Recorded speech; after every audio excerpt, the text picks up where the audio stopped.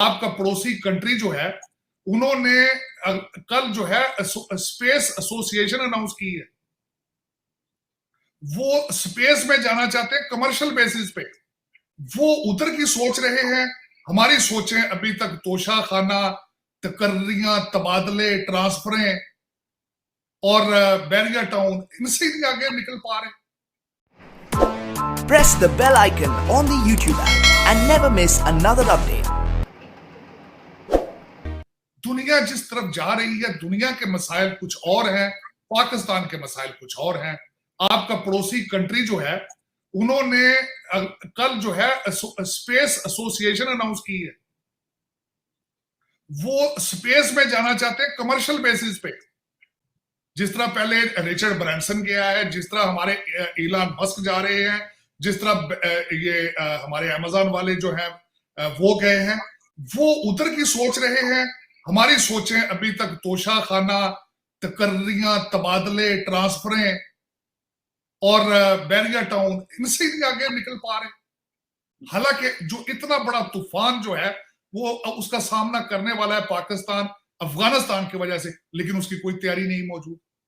खान साहब ने, मैं समझता हूं जितने भी एलिगेशन थे, मोहसिन पाकिस्तान डॉक्टर कदीर साहब जो थे, जिन्होंने आपको जिंदगी दी है, आपकी लाइफ लाइन दी है, आप जिस बंदे ने, आप उसके जनाजे में नहीं गए।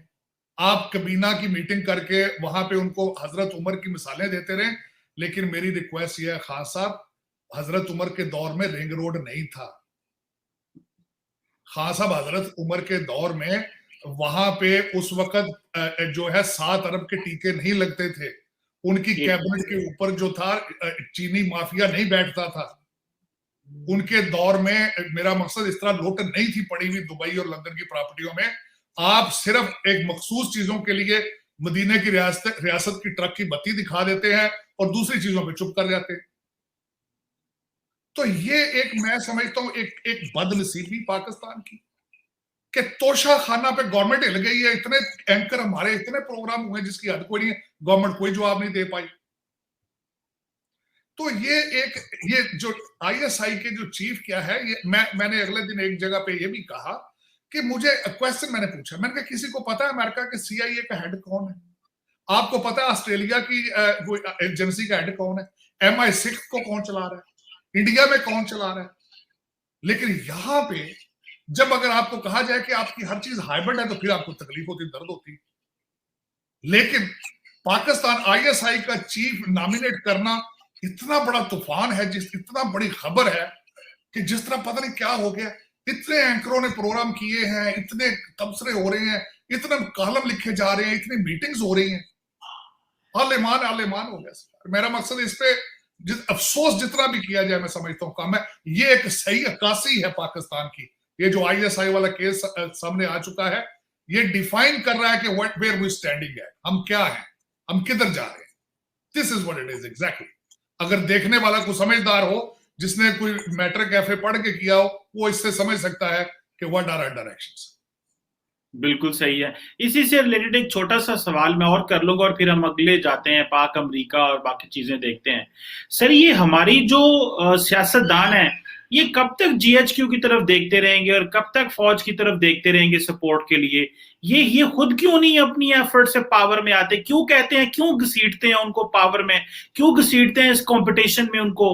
वो कहते हैं जी हम तो प्रोफेशनल, हम काम करना चाहते हैं, हमें ये घसीट लेते हैं, इन्वॉल्व करते हैं और जो इंगेज कर लेते हैं, फॉरेन पॉलिसी में भी इंगेज कर लेते हैं। पैसे लाने हो, कहीं से सऊदी अरब जाना हो, चीन से पैसे लेने हो, अमेरिका से लेने हो, हमें इन्वॉल्व कर लेते हैं और बाद में फिर कहते हैं कि नहीं हम सिविलियन है, हमें जो है ना वो सलूट भी मारे और हमें वो भी करें। तो ये आपको नजर आ रहा है तारड़ साहब कि कोई पाकिस्तान में कभी ये पैटर्न बदलेगा कि जिस तरह आपने एग्जांपल दी है कि दुनिया में किसी मुल्क में भी इंटेलिजेंस चीफ है, किसी को पता ही नहीं है, लेकिन पाकिस्तान में तूफान बन जाएगा? क्योंकि ये कब ये चीजें चेंज होगी और कब सियासतदान अपने पांव पे खड़े होंगे और खुद रूल करना शुरू करेंगे? ये क्यों इनको जरूरतें पड़ती हैं? मेरी ओपिनियन चीमा साहब इसके बारे में बिल्कुल डिफरेंट है। ये बिल्कुल तब्दील नहीं हो सकता। उसकी 2 वजूहात। एक तो आपका हर सियासतदान जो है वो आपकी फौज का पैदावार है। भुट्टो से लेकर आज तक आपकी 3 बड़ी पार्टियां हैं, आप देख लें। भुट्टो साहब अयूब खान साहब की प्रोडक्ट थे, हमारे नवाज शरीफ साहब जनरल ज़िया-उल-हक की प्रोडक्ट है, खान साहब भी खुद जो सारी दुनिया चीख चीख के मर गई, सिलेक्टेड, वो भी सारी स्टोरी दुनिया के पास। हर सियासतदान जो है वो फौज लेकर आती है। और देखें, मैं एक अगले दिन मेरे लिए जब मुझे पता चला था, मेरे पांव के नीचे से जमीन गुजर गई थी। पाकिस्तान में इलेक्शन लड़ने के लिए ISI का आपके पास क्लियरेंस सर्टिफिकेट होता, अब आप MP और MNA का इलेक्शन लड़ सकते हैं। वो इंटेलिजेंस ब्यूरो का लेटर क्यों नहीं होता? वो FIA का लेटर क्यों नहीं होता? ISI is related in between, the agency एक अदारा है फौज का। अब मैं दूसरा ये बताना चाहूंगा, इसके फाउंडर कौन थे? आपने मिजाज भी तो देखना ना, कौन किस तरह आज तक हिस्ट्री, जब तक माजी नहीं पढ़ेंगे तो मुस्तकबिल को किस तरह प्रेडिक्ट करेंगे। इसके फाउंडर थे अयूब खान साहब, और उन्होंने जिस तरीके से फौज को प्लाटों में डाला, वो सिविलियन लाइफ में ले आए खींच के। और फौज अब इस तरीके से आप देखें, फौजी फाउंडेशन दे लें, सीमेंट भी फौजी, शुगर मिलें भी फौजी, सारा कुछ। अब मेरा अब तो ये खैर फौज हैज बिकम अ सिविलियन, वो कहते हैं सेमी गवर्नमेंट, एक मेरे ख्याल में प्रोडक्ट बन चुकी है। लेकिन अब इसको चेंज करना, इट इज ऑलमोस्ट इम्पॉसिबल।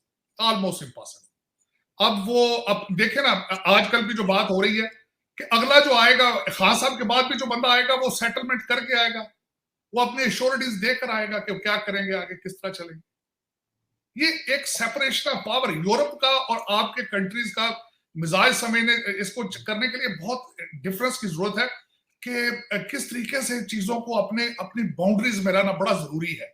हमारा इस वक्त पाकिस्तान में करप्शन का अलायंस है। मैं इसको सिर्फ फौज की बात नहीं कहूंगा, अदलिया भी उसी के साथ एक अलायंस कर लिया गया है अवाम के खिलाफ रिश्वत का, फ्रॉड का, करप्शन का।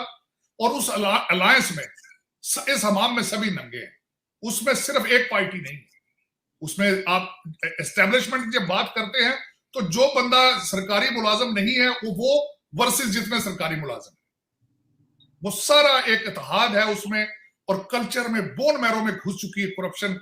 मैंने आपको एक दो दफा अर्ज किया था कि आप जिस वक्त एक बच्ची का रिश्ता करने के लिए एक ASP हो और दूसरी साइड पे ग्रेड 17 का लेक्चरर हो, लड़की का बाप किसको रिश्ता देगा? उसका, वो लड़की का बाप लेक्चरर को हो सकता है दो गाड़ा भी कड्डे नाड़ों में, लेकिन वो ASP को देगा। उसकी वजह ये है, ASP की तनख्वाह में गुजारा नहीं है। मेरे कई सरकारी मुलाजमीन मेरे दोस्त हैं मेरे साथ के, अब तो कई रिटायर होने वाले हैं, उनकी अपने अल्फाज ये है कि हमारी तनख्वाह महीने के पहले 10 दिन में खत्म हो जाती है।